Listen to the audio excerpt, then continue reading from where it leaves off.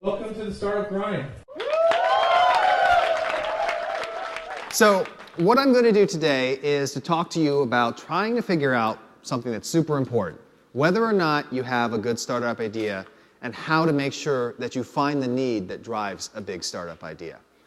Now, when we talk about startups, what's the thing that you love for people to say? You tell them about what you're doing and they say, "Oh yeah, that's a great idea." That feels good. But what does it actually mean when someone says, "Hey, that's a great idea"?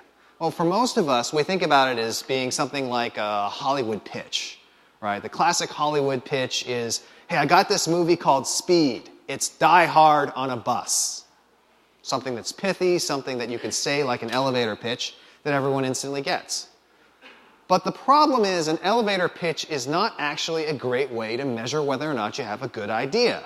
It's just a great way to measure whether or not you have a good elevator pitch. So what I'm going to talk to you today is about what I look for in a good idea and how to figure out if what you have on your hands is in fact a good idea. For me, a good idea is composed of two key things, and you need both of them together in order to have an idea that's worthwhile. The first is a real need, and the second is a real market. So a real need. What's a real need? Well, for me, a real need is something that people complain about. I know it sounds a little negative. People complaining about stuff. Guess what? If someone complains about something, it means that they're willing to pay. It also means, and this is important, that you can actually find them. Because the second part of it is you need to have a real market. Now, if you have a potential need that's been identified, the wonderful thing about the world we live in today is, whether it's on Twitter, on Facebook, on you name it, if there's a problem, people are complaining about it. If they're complaining about it, you can then begin to assess, is there a real market? Now, in terms of a real market, the key things that I think go into a real market are you need to find a group of similar people that is large enough to make a difference and that you can reach with established channels. Now, let me give you a couple of examples of companies who have sort of gone through this process. A classic example is the company Dropbox. Most people use Dropbox. How many people out here have used Dropbox? Pretty much everyone. So let's go through the tests of Dropbox. Okay, first of all, is there a real need for Dropbox? Yeah, absolutely. What's that need? You've got files that you need to share, files that you need to access on various devices, on your laptop, on your phone, on your tablet, and Dropbox came along at the perfect time. As a side note, remember, Dropbox wasn't the first of these online drives to come out. These things have been around since the late 1990s. None of them succeeded to the extent of Dropbox because Dropbox was the first one that came along in time to address the real problem, which is synchronization across different devices rather than just storing a few files in the cloud. Now, is there a real market for Dropbox? Well, as it turns out, there is. And the fact that you guys all raised your hands shows you the kind of market it is. People like you, entrepreneurs, creatives, professionals who are showing things off to people and who need to have access to their materials on all devices.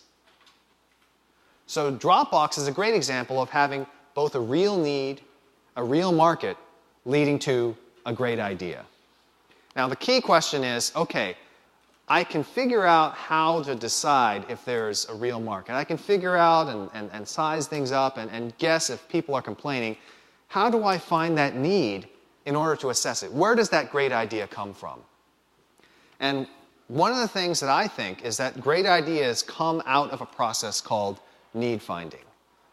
You don't have to just sit back and wait for some kind of inspiration to strike from above. I mean, it's nice if you're taking a shower and a great billion-dollar idea comes to you, but the fact is that many of us get ideas in the shower. I get ideas in the shower. I actually record all of my ideas in PBWorks. I create a new page for each idea, and I'm currently up to, as of this morning, about 170 ideas.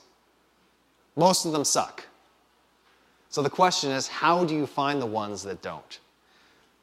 I went to Stanford as an undergraduate far too long ago, and I was a part of the D School then. And what the D School does is it teaches you a process for developing innovation. Now that process is very famous for people because they know, oh, rapid prototyping and lean startup and test and iterate. But it begins in one place, and that place is with research. being able to dig into the market, dig into a group of people and figure out what their real needs are. And if you go on to Google and you actually Google need finding Stanford, you'll find their cheat sheet. The D schools actually put up their cheat sheet for need finding for free. But there are two key parts to it.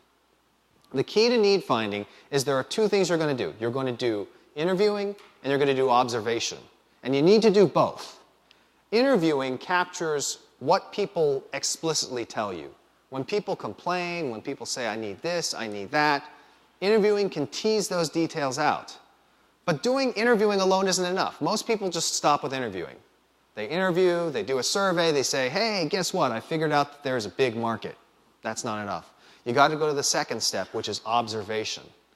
And what observation does is it allows you to go into their natural habitat, to see people as they're dealing with their specific problem, and then to determine where the disconnect lies between what they're telling you and what their actions are. The thing that you're trying to do is you're trying to find something that surprises you. You're trying to find something that surprises you because you need something that is compelling, that people are going to be into, and surprise definitely helps with that. But you're also looking for something that surprises you because if you don't find anything that surprises you, then it's pretty much an idea that everyone else already has as well. You need to find something different in order to set your startup apart. And so you need to look, to do those interviews, to do that observation, and to find those points of contradiction, to find those places where people are in fact doing things that are very different than what they're telling you.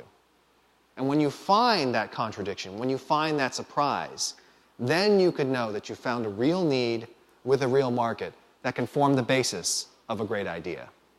So what I thought I'd do after that sort of super rapid talk is to open it up to you guys for potential questions, to ask questions further about both the process and other things that are going on. I believe there's a microphone going around for anyone who's interested.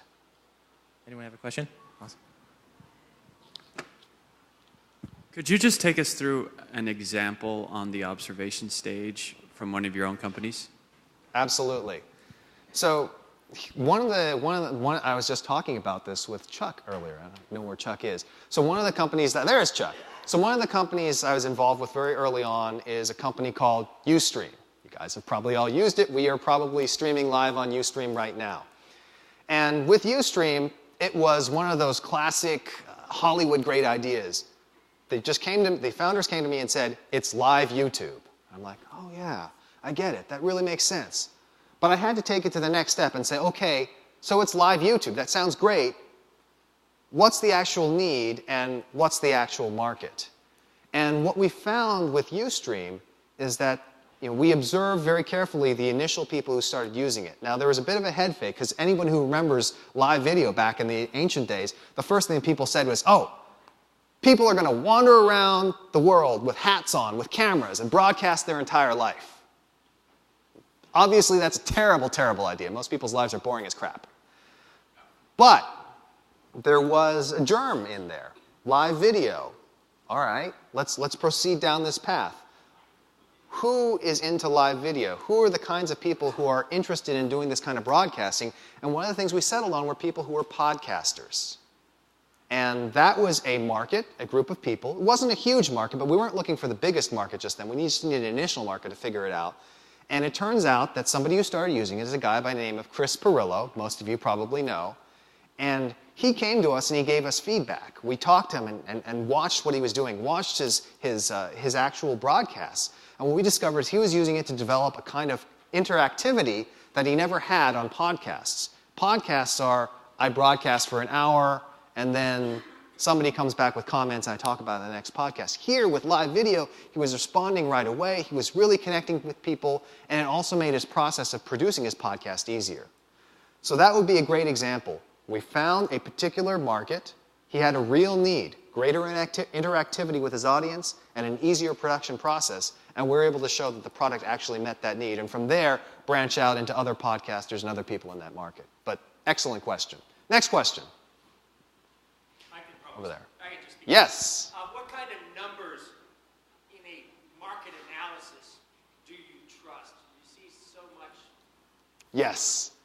Excellent, excellent question. So many of you have probably done a market analysis before, It usually involves going to Google and looking up annual revenues or total number of people or what have you, and you put it into your slide presentation, and I can tell you that your investors will look at it and assume that it's all BS, because it is.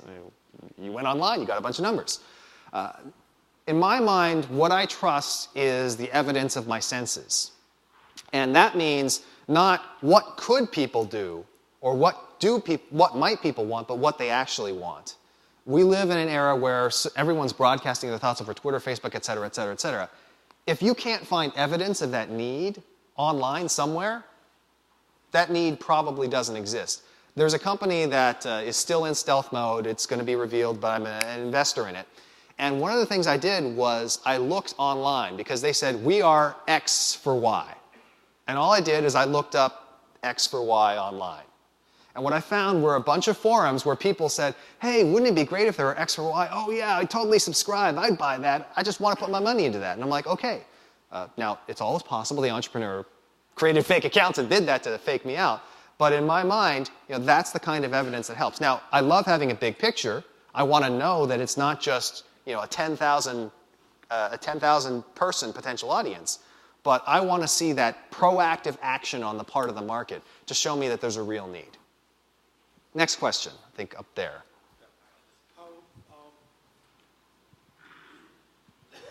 So, while interviewing people, what kind of tools do you use, even in the observation or interviewing, in order to lead them the right path? Is it a demo required, sketches, PowerPoints? What are the things, how much do you give to the customers or potential customers to lead them on the right direction for what you need? Excellent question. So the question is about what do you need to do these demos and do these interviews? And you can actually do them at any stage. You can do them before you even have any kind of demonstration, just to assess the need, or you can do them with paper prototypes. Coming out of the D school and coming from an era before everything was done by computer, I still have a fondness for paper prototypes. I think that there's something to the tangibility that works. But essentially, anything that will convey your point will work. The key is that you have to be realistic about the assessments you get. A lot of people go in and start doing interviews and start doing validation with the hope that they're going to get validation. I go into it and pitch people and show people stuff with the hope that they invalidate the thesis. Because that, I can believe it when people say, no, this sucks. It's very easy to fall into the trap of deciding that, oh, this is confirmatory evidence. So you have to, the main thing is not what you present or how you present it, it's sort of your own internal attitude and being able to be realistic and subjective about these things. Awesome. You guys give it up for Chris Ye. Thank you.